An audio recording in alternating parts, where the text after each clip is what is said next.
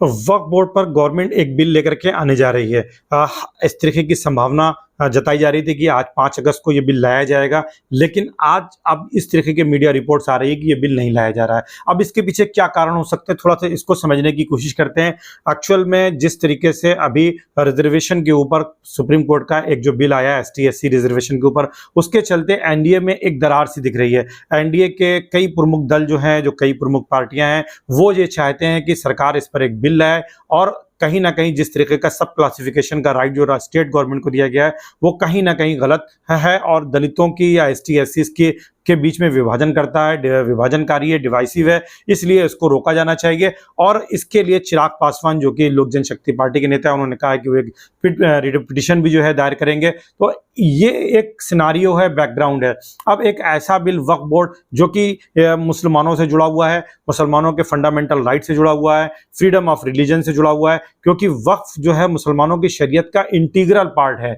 ये कोई एक ऐसा रूल नहीं है कि जिसका कंपैरिजन किया जाए। जैसे फॉर एग्जांपल आप नमाज को, मस्जिद को कंपेयर किसी दूसरे रिलीजन से नहीं कर सकते हैं, ठीक उसी तरीके से वक्फ जो है मुसलमानों की शरीयत का एक इंटीग्रल पार्ट है। और इस पर एक अलग अगर उसके वक्फ प्रॉपर्टीज के मैनेजमेंट के लिए अगर वक्फ बोर्ड गवर्नमेंट ने बनाया है, ये आज़ादी से पहले भी ब्रिटिश गवर्नमेंट ने भी बनाया था। 1923 में एक बिल लेकर के आए थे और वो वक्फ बोर्ड का पुराना बिल है, एक्ट है। उसके बाद एक एक्ट 1954 में आया, उसके बाद 1995 में एक बिल आया जब बाबरी मस्जिद की शहादत हुई, और फिर उसके बाद 2013 में एक बिल लाया गया जिसके बाद वक्फ बोर्ड की पावर को थोड़ा सा बढ़ाया गया। उसके अंदर इस तरीके की रेगुलेटरी पावर दी गई कि वो वक्फ प्रॉपर्टी को कहीं ना कहीं जो वक्फ से जुड़ी हुई है उनको डिक्लेयर कर सकता है। हालांकि इसके लिए स्टेट गवर्नमेंट जो है एक गवर्नमेंट एम्प्लॉय जो है नियुक्त करती है, जैसे कि वक्फ कमिश्नर कहते हैं। वो इस तरीके की जो प्रॉपर्टीज होती हैं जो वक्फ से जुड़ी होती हैं उनको नोटिफाई करता है, उनका गजेट होता है, 1 साल का उसमें टाइम दिया जाता है और उसके बाद भी अगर कोई क्लेमेंट नहीं आता है तो फिर वो वक्फ के तौर पर आइडेंटिफाई कर दिया जाता है। उसकी लिस्ट बाकायदा जो है राज्य सरकारों के द्वारा जो है जारी की जाती है। तो पूरी ये प्रक्रिया है जिसको सरकार बदलना चाहती है, सेक्शन 40 को बदलना चाहती है। सेक्शन 40 पर एक हम अलग से वीडियो लेकर के आएंगे ताकि आप सेक्शन 40 को अच्छे तरीके से समझ सकें, क्योंकि इसी में वो रेगुलेटरी पावर दे रखी है जिसके जरिए से ये सारी वक्फ की जो प्रॉपर्टीज है उनको आप प्रोटेक्ट करते हैं। अब गवर्नमेंट इन सारे राइट्स को बदलना चाह रही है। जो एक विचारधारा से जुड़े हुए लोग हैं वो ये कह रहे हैं कि वक्फ जो है रेलवे के बाद और आर्मी के बाद सबसे ज्यादा लगभग 8 लाख करोड़ रुपए की प्रॉपर्टी रखता है, तीसरा लार्जेस्ट है। तो ये एक्चुअल में मुस्लिम कम्युनिटी के जो हमारे पूर्वज हैं उन्होंने ये वक्फ किए हैं और ये अल्लाह के नाम पर किए गए हैं। इसको आप नहीं स्नैच कर सकते, इसको आप नहीं छीन सकते। हाँ, इसके मैनेजमेंट के लिए सरकारें बिल लेकर के आई हैं, बाद में वो एक्ट बने हैं। जैसे कि मैंने अभी कहा कि 1923 में ब्रिटिश जब शासन कर रहे थे उन्होंने एक एक्ट बनाया था वक्फ से जुड़े हुए जो प्रॉपर्टीज थी उनके मैनेजमेंट के लिए। आज़ादी के बाद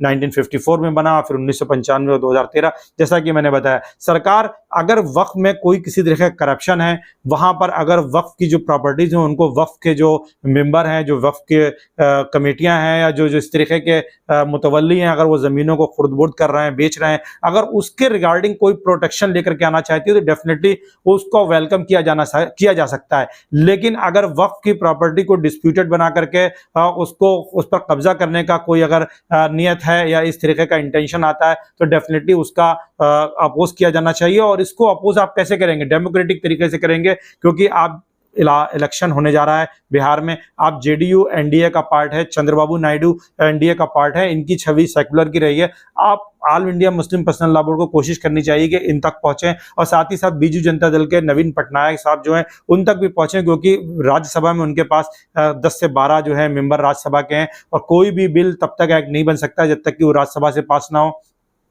आप वहां तक पहुंच सकते हैं। इस टाइम वो बीजेपी के खिलाफ हैं और कांग्रेस के इंडिया अलायंस के साथ वो लगातार मीटिंग्स कर रहे हैं। तो एक डेमोक्रेटिक तरीके से अपनी बात को पहुंचाया जाए और लोकतंत्र में यही सही तरीका होता है कि जब आप अपनी मांगों को मनवा सकते हैं, आप लोकतांत्रिक तरीके से अपनी मांगों को रख सकते हैं, आप फ्लोर मैनेजमेंट को किस तरीके से फोकस कर सकते हैं। और अभी माननीय अखिलेश यादव जी ने एक बोल्ड स्टेप लिया है, उन्होंने खुल करके कहा है कि हम इस बिल का विरोध करते हैं जो वक्फ से जुड़ा हुआ है और ये वक्फ के के नाम पर कहीं ना कहीं डिवाइड एंड रूल की पॉलिसी है, जिसे देश की जनता जान चुकी है और अब देश इससे नहीं चलने वाला है। बल्कि जो दलित हैं, ओबीसी हैं, एसटी, एससी और माइनॉरिटीज हैं, उनको अब बीजेपी को समर्थन करना बंद कर देना चाहिए। और वो कहीं ना कहीं जातीय जनगणना की बात कर रहे हैं कि जातीय जनगणना से जुड़ा हुआ है एक बिल जो है लोकसभा में लाया जाना चाहिए। तो कुल मिलाकर के अगर हम लोकतांत्रिक तरीके से, डेमोक्रेटिक तरीके से अपनी बात को उन दलों तक पहुंचाएंगे जो एनडीए का पार्ट है, तो डेफिनेटली उस सारे मुद्दे पर आपको कहीं ना कहीं समर्थन मिल सकता है, सरकार बैकफुट पर आ सकती है। और हो सकता है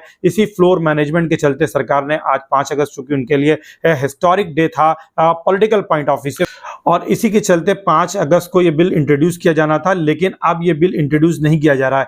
क्यों नहीं किया जा रहा है? क्योंकि कहीं ना कहीं सरकार को अंदेशा है कि जेडीयू और साथ ही साथ तेलुगु देशम इस बिल के पक्ष में शायद उस तरीके से ना आए जिस तरीके से सरकार इस बिल को लाना चाहती है और इस बिल को कमजोर करना चाहती है। तो हो सकता है कि इसकी वजह से इस बिल को टाला गया और सरकार अभी अपने जो साथी हैं एनडीए के और उनको समझाने में लगी हो। और चूंकि बिहार में चुनाव भी हैं और इन चुनावों को चलते भी जेडीयू इस तरीके कोई रिस्क भी नहीं लेना चाहेगी, तो ये भी एक प्लस पॉइंट जाता है, जिसके चलते हो सकता है कि सरकार ने इस बिल को रोक दिया हो। ये भी है कि हो सकता है नेक्स्ट सेशन में लाया जाए पार्लियामेंट के, या आगे अगले हफ्ते इस बिल को इंट्रोड्यूस किया जाए। जो भी सिचुएशन हो, मुस्लिम जो स्टेक होल्डर्स हैं, साथ ही साथ all India Muslim personal law board है, जमीयत उलमा हिंद है, या जो भी मुस्लिम ऑर्गेनाइजेशन है जो वक्फ के लिए काम करते हैं, जो वक्फ से जुड़े हुए हैं या वक्फ प्रॉपर्टी के प्रोटेक्शन के लिए इंटरेस्ट रखते हैं, उनको ये कोशिश करनी चाहिए कि वो चंद्रबाबू नायडू को अप्रोच करें, वो जेडीयू के नीतीश कुमार को अप्रोच करें, वो बीजू जनता दल के नवीन पटनायक को अप्रोच करें, और साथ ही साथ कांग्रेस के राहुल गांधी से मिलें, अखिलेश यादव से मिलें,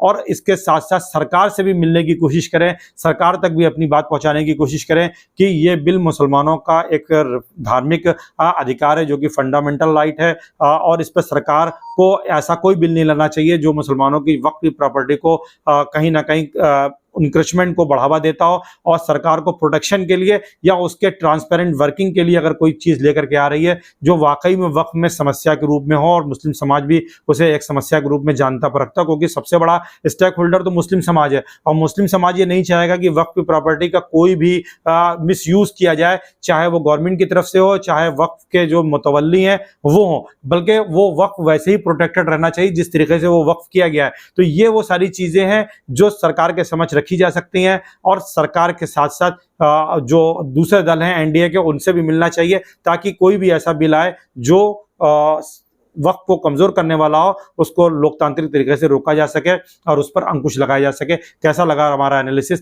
कमेंट जरूर करिएगा, शेयर जरूर करिएगा।